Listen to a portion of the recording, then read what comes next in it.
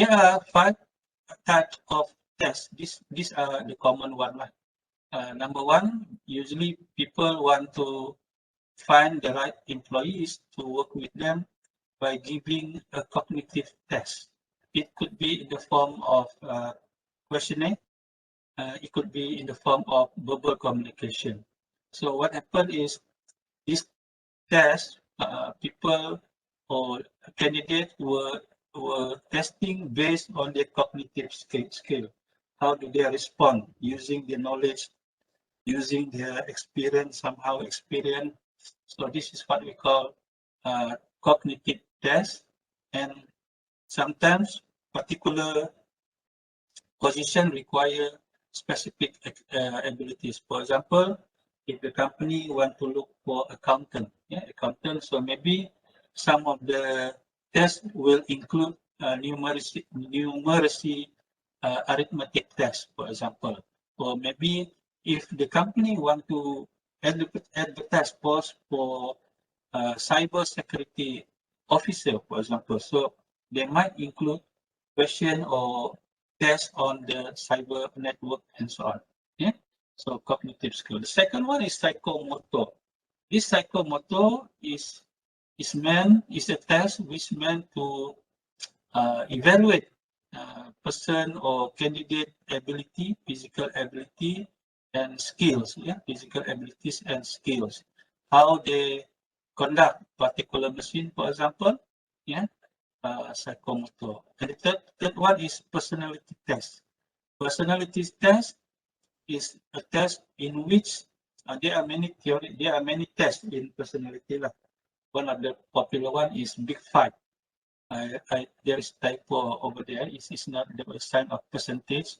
It's supposed to be 5, number 5. So Big Five is one of the popular personality tests in which you can evaluate people based on 5 variables, 5 elements.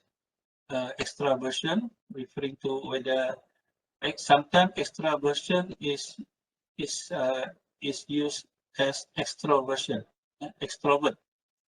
Agreeableness, openness, conscientiousness, and neuroticism, moody or not moody. So these are the 5 elements of Big Five personalities. There are other personality tests as well, but one of the popular one used by many organizations is Big Five personality. So personality test is also another type of test used to do selection. The fourth one is interest. This is referring to occupational interest. How far, how deep, how passionate candidate is to a particular job that he applied.